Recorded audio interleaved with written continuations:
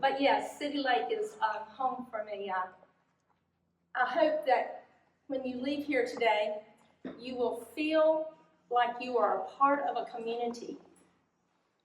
I was raised in this town, this community, by the people, and that's who I am today. My family were some of the first people working at Oakdale Cotton Mill. The generation before that was farmers and people that were tradesmen in our areas. So my family goes back many generations. Grant from the King of England down on Deep River. So I feel a part of the history of this town. I'm now at the town hall, so I get to hang out and see lots of folks who are coming into our communities. And when they start asking questions, I say, well, ask me. I've lived here my whole life.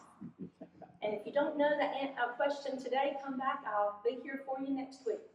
So, but yes, somebody said, what you going to talk about? And I said, well, it depends on who shows up. Because I want to make sure that you feel a part of this, a message that we have today. So I know the answer to some of these questions, but I'll just take a brief moment. So if you or your family came from the holler, raise your hand. If you or your family were employed at Oakdale Cotton Mill, raise your hand.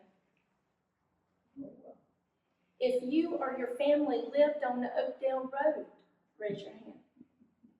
Some of y'all have raised your hands more than one time, and that's great. So if you or your family member was raised in a mill village, raise your hand. I just want to have a chance to share with you the passion, the resourcefulness, and the love for a community that I have, but also that so many of us have, and want to be able to share some of the memories that I have. My mother raised me as a single parent. My dad died when I was 6. So to say it no other way, the community raised me. My mother was working 2 and 3 jobs many times. She was at the Wachovia Bank in Jamestown for over 47 years. And so she was an important part. Before she worked at Wachovia, she was at Oakdale Cotton Mills in the finance department there, payroll. So she is, some of my memories are stories that were told by my mama. We were members of Oakdale Methodist Church, my life, her life, and then her parents as well. So I have stories for not only the mill village, but also for the church. So we'll have a chance to talk about that. As I mentioned, she raising me as a single parent. Those people in my church family as a young child, of course, were the ones. As you remember, there wasn't really daycares and babysitters and things like that. Our community would help us. So while Mom would get up to go to work in the morning, there would be a neighbor or someone that I would stay with. But by the time I was 9, 10 years old, I was on my own. That rule that you have to be 12 years old before you can stay home alone, I don't remember ever having any rules like that, because if I needed anything, I'd go up to Charlie and Lena and Delilah McGee's, or I'd stop by, see Miss Truitt and sit on the front porch with her, or if I, needed anything, I'd walk to town and ask Mama for something, and she'd say, well, go over to Mr. Tilley's and go down to the, Joe Blair's store, and those were the kinds of things that I did even as 9, 10 years old. I had my steps in many, many, many years ago before I started counting it on my Fitbit, because that walking was an important piece of our lives. I see some of y'all that I would stop on your front porches, and I would be able to sit with you and your family members and be able to share these stories together. For me to be able to learn to make chocolate pie, I know the first time I made one was with Miss Nell Hatchell. You know, Aunt Nell made the best chocolate pies. Everybody at church knew that, so I made sure I stopped on her porch, because if she had a chocolate pie, I wanted a piece of that, and she'd say, no, I don't have one, but let's go in the house and make one. And that's how I learned many of those treasured, skills in home economics, was from this community of people. The church family, just to tell you some of the amazing things, the cotton mill built the church, built the school. So that was a part of our close-knit. Y'all have to make sure you get your book so that you understand what close-knit means. But those people, whenever the school was there close by, the church was there close by, it gave everybody that close-knit attitude, and we looked after everybody. Very resourceful people. They didn't have to pay for child care because they would trade shifts. If you worked first shift at the cotton mill, somebody kept your kids, then you got off and they went to work second shift, you'd keep their kids. So everybody's kids were going back and forth from house to house. The kids played all through the yards and the neighborhoods and played ball down on the ball fields and went and fishing in the river, and you had people who lived in all of those spaces that were looking after each other. I had the blessing of when I was 10, 11, 12 years old, having a community of people that had other kids about the same age as me. So I got very close to those people. It just happened that a family moved into the mill. The daddy became the dye house superintendent, and he moved his family here from Burlington. Those kids then became a part of that community, and when I was 10 and 11 years old in Sunday school, and then this young man became the paper boy, and then he became a part of the community, and I was swinging on the front porch when we were 12, 13, 14, and we've been married 47 years. So I was there the day his little sister came home from the hospital, and I can tell Christy every time, I got to hold you first before your brothers did. Those are the kinds of community and people that we became a part of. The family of Ragsdales were a part of that community as well. They were very, very invested in their community and invested in their employees and very close to every single person there.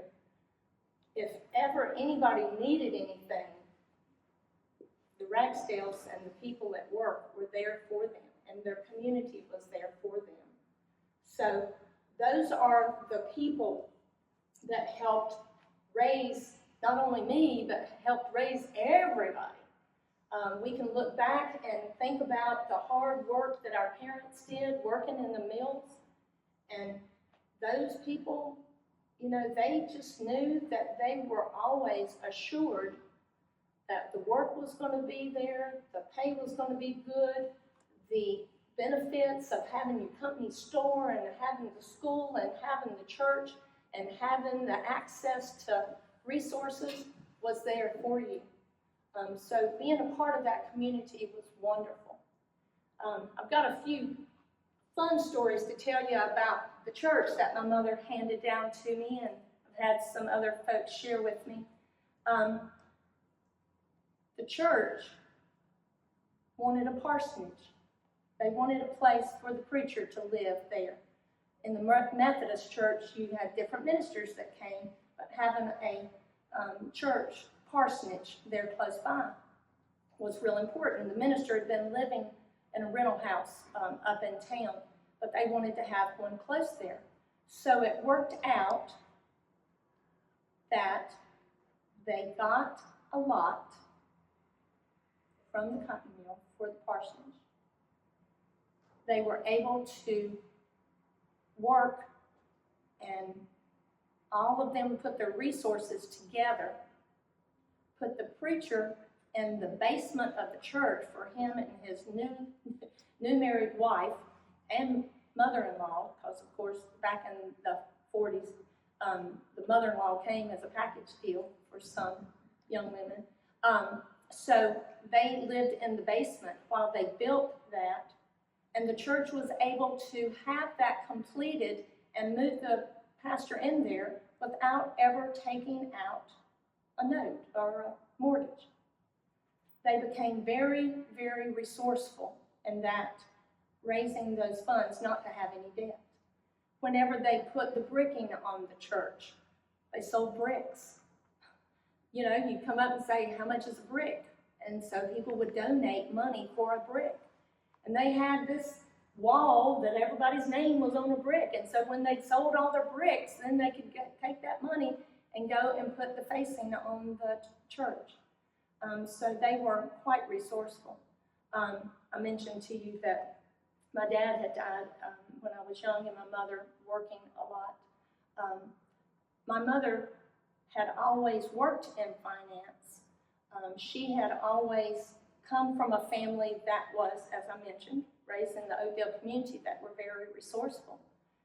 When she worked at the bank, I've had folks tell me that really there had not been a bank in Jamestown that was considered, people had to go to town to go to the bank, High Point, or go to Greensboro to the bank. But when there was a branch in Jamestown, the bank manager or president, vice president at that time said that the people from Oakdale started coming and putting their money in the bank and having some savings, because they came to Jamestown with their paycheck, and they came and went to somebody they trusted and somebody that they knew, and they would put some money in the savings. I'm sure a lot of it before that had been in the jars and under the bed. But I've had people say to me, you know, the first day I got a paycheck at Oakdale, my grandmama told me to go to the bank in Jamestown and go see your mama Oriana, because she would tell me what to do with my check. And so mama would help them to learn those resourceful attitudes that would help them. There were so many young people that came out of the Mill Village that were just so intelligent and so connected to engineering and maintenance and to science and to mathematics, and what they learned from their family and what they learned from the people in their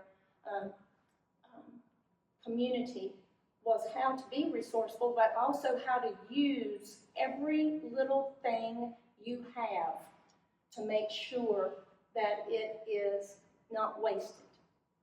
All of us come from families and generation before us that they don't waste nothing. I wanted to show you, this is some of the twine that came out of the mill. And even, I remember as a young girl, we just talked about this, there would be what I would call, I don't know, Will, what do you call the little bit that's at the end? And the employees could take a little bit home with them at the end of the day. But my Aunt Myrtle could make anything. The women were just so creative with their little scraps, pieces of twine that they would have at the end of the shift, or something that was not able to go to the next bowl and ball. But those were some of the beautiful things. I'll share with you my story at Oakdale Cotton Mill as an employee in the late 90s and early 2000s. I was so blessed when Billy said, you want to come down here and hang out with us. They were right in the middle of working with a company out of Valdese, North Carolina, Valdese Weavers. And they took the twine, and they had the one company that was weaving and they put a graphic arts piece in the middle where you and I would be able to send images or some even photos and some other things like that, and they would be able to make personalized Afghans and throws.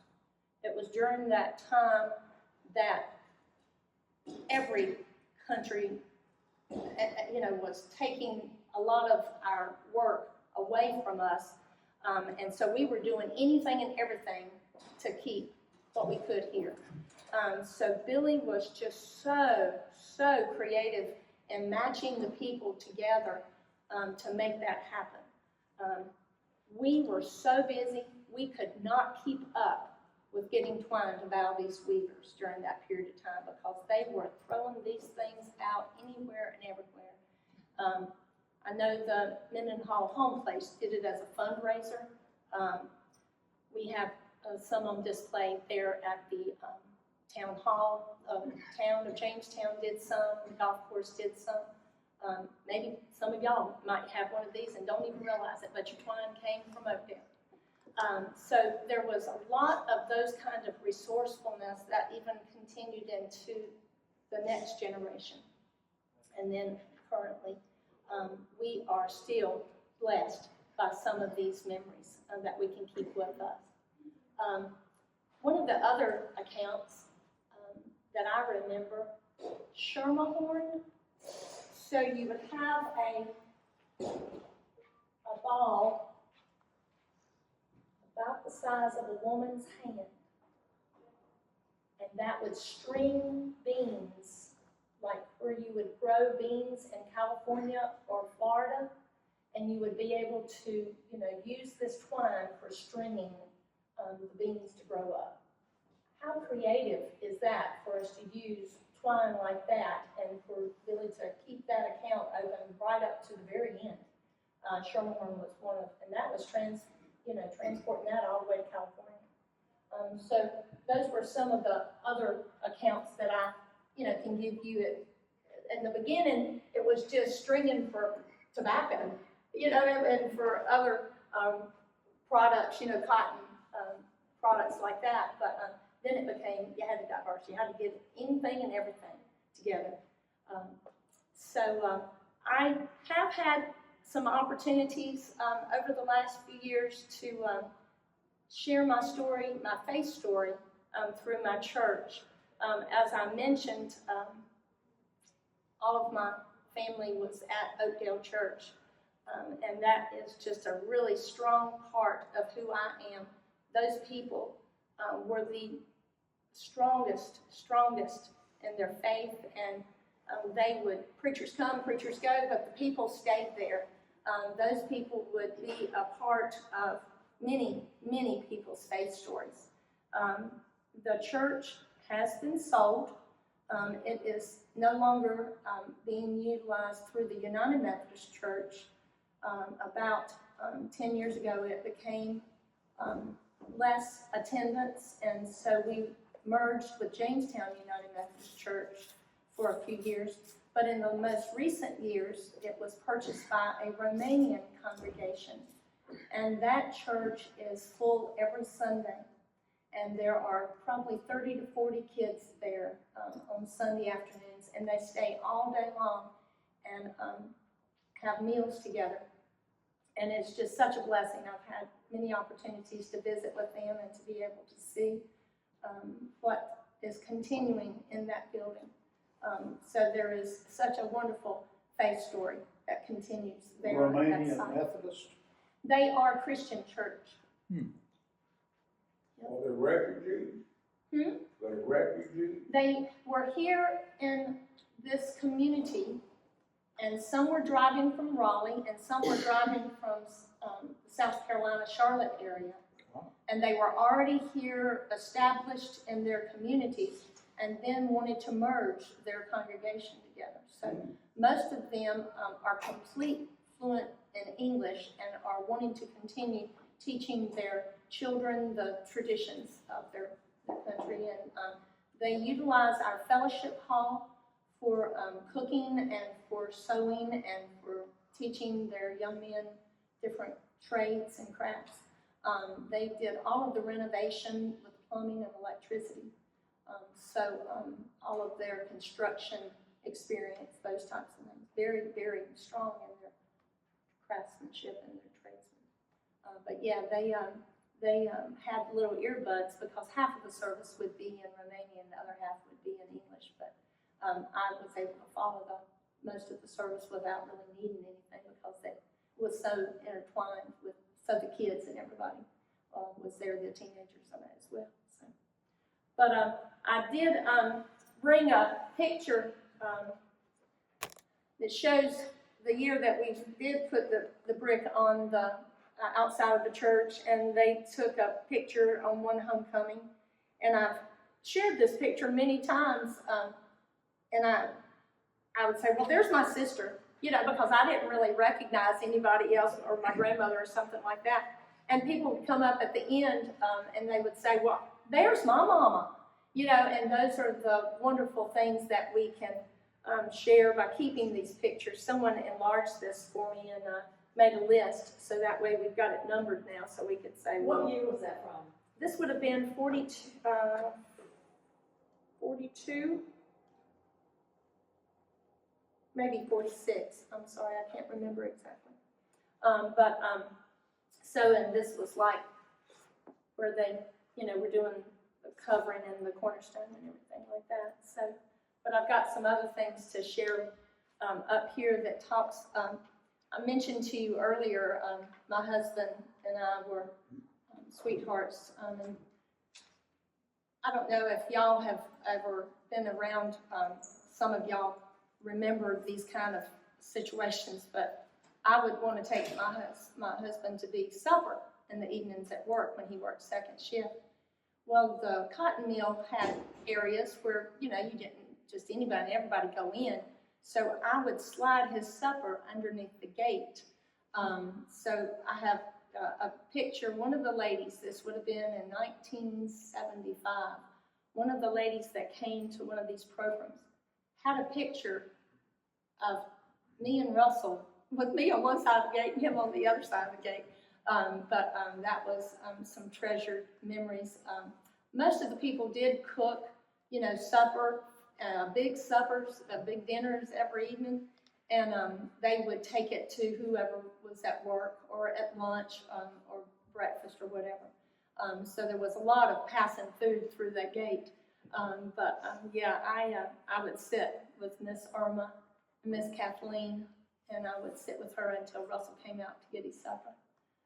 His mama was a good cook, so I would take every advantage to go and eat with them every night while my mama was working late. So, those people, the day that my first child was born at the High Point Hospital, I said I need to call my mama. They were having a hot dog sale at the church that day, a fundraiser in the fall.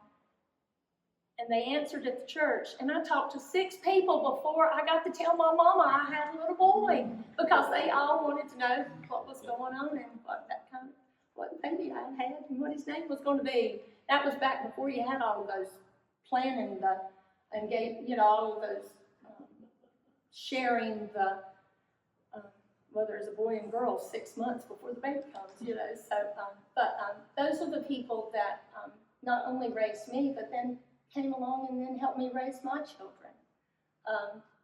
My older son would go to Donnie Fowler's down in the cotton mill, and Donnie would give him baby chicks, or give him eggs, and then let him take them home in the incubator, and it would help Donnie because he didn't have time to roll the eggs every day. So Scott learned animal husbandry, you know, back at 9, 10, 11 years old from Donnie Fowler. He ended up doing button quails, and then he and Donnie sold the button quails at the flea market, and then Donnie and him would share the profit from that. So it was at 10, 11 years old, Scott was already learning entrepreneur, being a chicken farmer, which he's not doing that right now, but at least it helped him. He can sell anything. But Donnie taught him all of those good trades. Those are the people that also, when my younger son wanted to play a music instrument.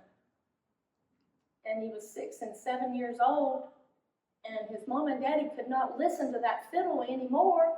So Miss Maud and Miss Myrtle, and they would say, well, let him call me on the phone. He can play for me. And so he would call his Sunday school teacher. Miss Nancy would say, well, what song did you learn this week? And he would play on the phone for his Sunday school teacher. So those were the people that were so encouraging and so wonderful to help not only raise me, but also raise my children as well. So I just want to take another moment just to kind of pull some things together. Oakdale Road, when you leave Jamestown and then go down Oakdale Road, things look a little different. But those houses that are still there, that were built in the late 1800s. Kelly, what year was your house built? 1885 or 6. Yeah. So those houses are still there and are being treasured and loved by the people that have moved to our community and want to be a part of our homes and want to be a part of our family. The generations that have either stayed here or that have moved away and then come back because they remember how it was to come home on holidays and summers and visit their grandparents. One of our treasured blessings, Miss Lois Hodgem lived in the superintendent's house. Let me see if I can find it. When y'all go down your Oakdale Road one day, the superintendent's house. Miss Lois lived there, and her sister, Monty, lived in South Carolina.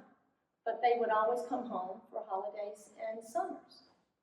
And so Miss Emmeline decided she wanted to go to school at UNC Greensboro, which was women's college then. And because she had come and had seen what a beautiful community this was, so she went to women's college.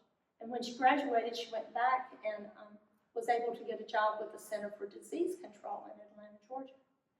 And so still on her holidays and vacations, she would come home to Oakdale. When she retired, she was one of the high executives with the Center for Disease Control and had never married and had not had children, but she moved back here because she wanted to come back home. And so she lived here in her later years. When she passed away, she was able to give to the foundation at Women's College, and the interest off of that donation allows a young person from Oakdale to go to college for free at UNC Greensboro annually. So remind yourself of that word that I used earlier, the resourcefulness that they would have learned in their families' examples, and then to be able to continue that resourcefulness and to be able to share that to the next generation, so that those young people that could then realize that money would never be a reason that you would not want to continue your education.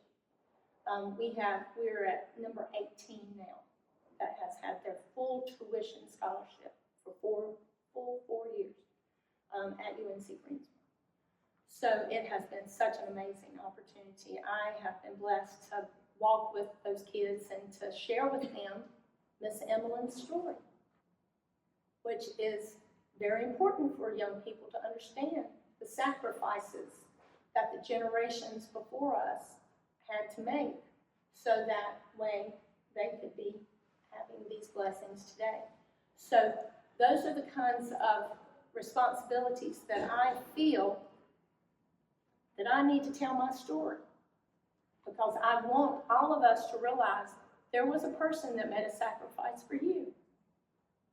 There's a person that went the extra mile to teach you a trade, a skill, a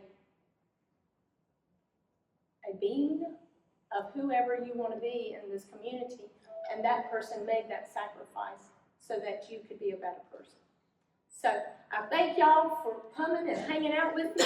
We've had a chance to talk a little bit. I'll be glad to answer any questions that you might have, and then we'll come and look in a minute.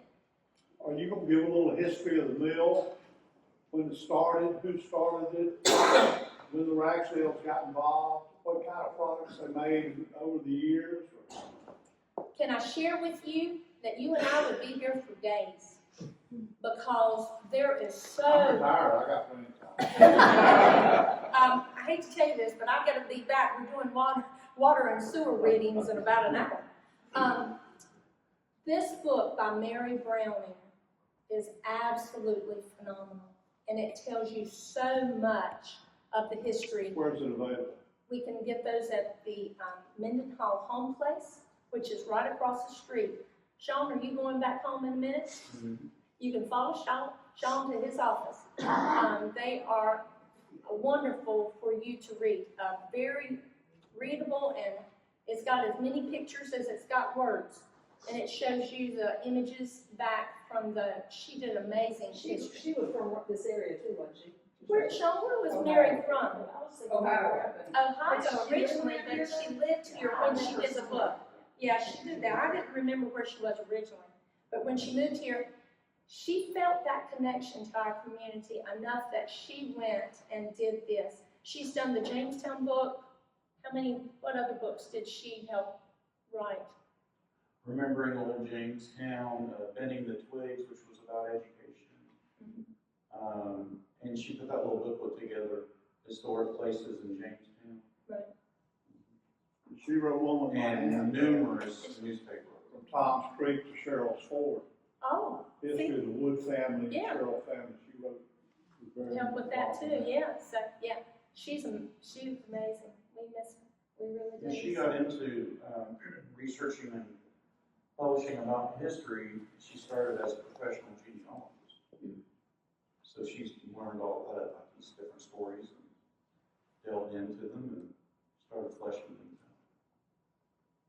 Who owns the mill and all the houses now? The Mill Village is no longer in the Ragsdale's name. The Mill Village in itself has about 11 houses that are still occupied. The way I know that is because I have the water and sewer services in my head. Those people, that's their home. And the community and... Do they own their homes? No, those are rental properties still. Once you pass that fork in the road, that is still part of the community, and so that property is in North Point, is the property owner now. The houses are still there, available for the ones that are still living there. There has not been any discussion of asking any of those people that still live there to move in any way. The cotton mill itself is owned by them as well. So they are the overseers of the property. But right at this time, there is, Will Ragsdale is here with us today. Will, I'd love for you to... That whole property is owned by a bunch of family members. So Gus Antoniadis was a part of that. My mother, Kathy Antoniadis Ragsdale's brother, and Gus died, it's 2 years ago. And so it's in different LLCs that are owned by different collection of family members for that answer. But yeah, I just like to say my dad was the heart. My grandfather and my dad, they were the heart of Oakdale, and they loved Oakdale dearly. And I worked down there, and I could tell some stories, probably funny stories when I was a kid working down there, getting in trouble and just having fun. But my dad really, that was his lifeblood and his heart. And I watched him age. He was very creative when it came to, like you said, with Sherman Horn, Tillinghast Styles, and some of the other companies that he worked with. But he went as far as to do pull toys, like pull strings for toys, when business got tough, all the way to feminine pull strings for feminine hygiene products. I mean, he was digging and scratching everywhere he could to get as much business as possible. But, his passion was Oakdale Cotton. any shadow of a doubt. And I watched him age over the years as he worried about the people, because they were family. And I'll tell a funny story. I worked down there in the spinning room on third shift. He put me through the ringer when I worked down there. I worked at the carpentry shop, so I replace toilets and sinks and fix wood on people's houses. And then one summer I painted houses. And I painted one of the houses. His office was in the front on the bottom floor of the cotton mill, and he could see up the road up to the exit of Oakdale. And so I painted one of the houses one summer up there above his office. And when I got done, I put my initials on it. Man, I forget who, Lyman Hodgin, the controller, came. Said, "You need to get down off that roof and come see your dad right now, immediately." And I was like, "Oh God." As I went into his office, and he used some colorful language, and he said, "What in the bleepity bleep do you think you're doing?" And I said, "Well, Dad, every good artist or great artist puts their initials on their painting." And I never heard the end of that until my dad passed away.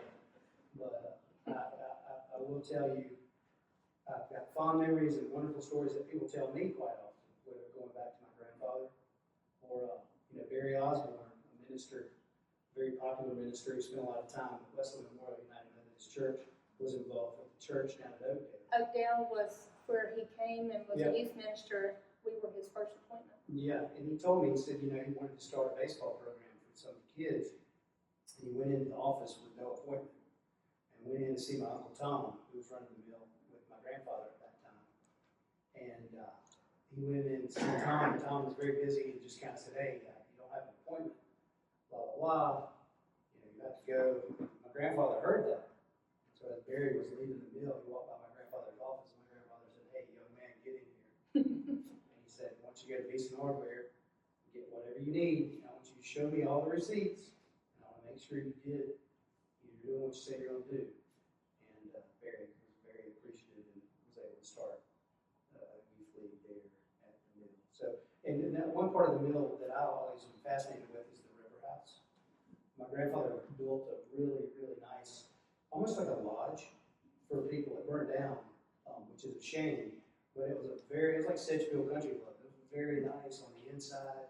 People were allowed to use it from the mill. They were allowed to have wedding parties, any kind of party, family get-togethers, whatever. It was there for them to use. And I think that whole rich history of Oakdale is amazing because it is about community, and it's about people sharing. It's about different people getting together and taking care of one another. And so it's just, I remember the fascination of working with Henry Garrett and Lester Breedlove. They wore their little engineering hats and overalls, and they fixed all the machinery for me to watch as a kid. Pretty amazing stuff. So I appreciate what you're doing, because it's a rich history. I've got a lot of stuff from Oakdale, and we're talking about, and Sean's was our director, been in all home place, but Historic Jamestown Society, I've got a lot of stuff that's built saved from a lot of the records that we want to memorialize as part of Historic Jamestown, because it is a very big part of our history here. So, thank you.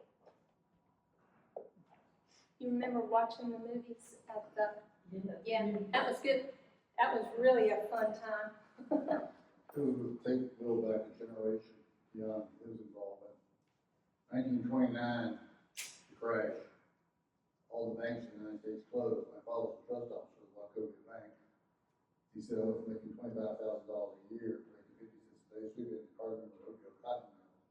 He didn't have a job. He had a family to feed." Oakdale never shut down a shift during the Depression. One of the few mills in the country that didn't do that. Because Tom and Bill and Mr. Joe decided it was lengthening everybody's out working hours, so they got a job for 6 hours instead of 8 hours. Made 4 shifts instead of 3. Kept people working, kept product coming as a war effort, everything worked well for them. Nobody ever thinks about the fact that's almost impossible today with union regulations and everything, to get people to agree to a shortened work week. But that was who they were. They were appreciative of what the Ragsdales Oh, yeah. offered them, but my family would have worked sun up, sundown if Bill Ragsdale would ask them to. My great aunt went to work for Oakdale when she was 10 years old. But she didn't get a knife until she was 14. And she really couldn't be working per se until she, started having a job. When I say a knife, it was where you cut the end of the string, like that. But so all she did from the time she was 10 years old till she was 14 was pushing the carts from one room to another. But she worked right up until she was 80 years old. And was it Lena McGee? Worked 87 years? So, I mean, because she was like 10, when they started working at that generation. So. Jamie Byer came from West Virginia and lied about his age to Dad. He was 13 and started working there. Yeah. There are a lot of people that work there at very young ages Mm-hmm. and for a very long time. Jamie Byer worked in maintenance, and Jamie was able to take some of the scrap and was able to keep his box. And then he took one of the windows out of the houses, and he has put some images back in the back. So as you leave, pass by and see what Jamie Byer made for us today. But yeah, he has some special connections to that family as well. Because that's one person, we don't ever consider him being an outsider at all, that's for sure. So, any other questions? I'm just curious, I just finished reading a book called Lindhead Stomp, which was about the textile industry in the Piedmont area, Free State area in general. And it has to do with music. In the Piedmont area, there was a very strong tradition of music that was village-centered. And I wondered if any of that bled through, if anybody knows if any of that happened here at Oakdale. I know it happened at some of the bigger mills, like Burlington, Charlotte, and down into South Carolina. I do have a lot of written information telling us about the shape note singing in the Brush Arbor.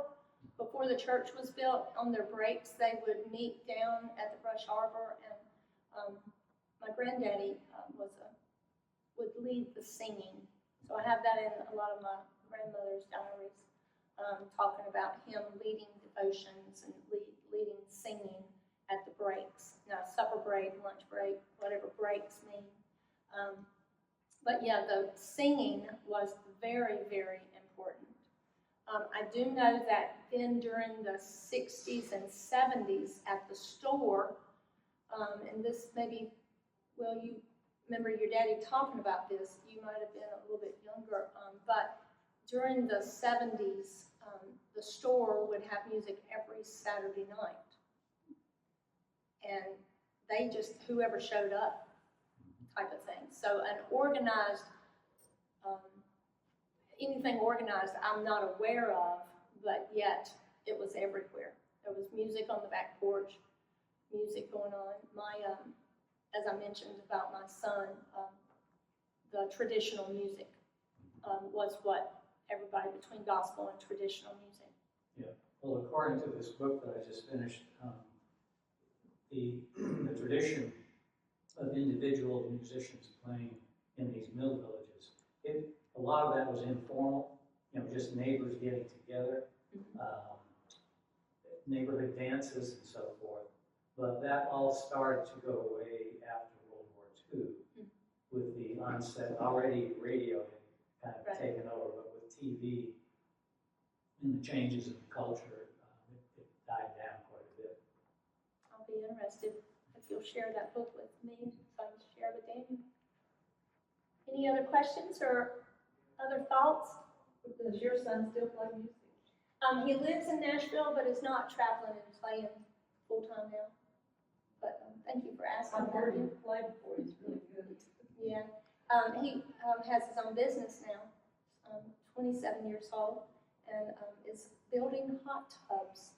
But he has 35 employees, and they're doing a great business. He's just finished his first year. But the neat thing that I thought, he only works 4 10-hour days. So when Rhonda Vincent calls him and says she's going someplace and needs an extra fiddler on Friday or Saturday, he just happens to be off on Fridays and Saturdays. So I thought he managed that pretty well. So, but thank y'all so much for coming and enjoy.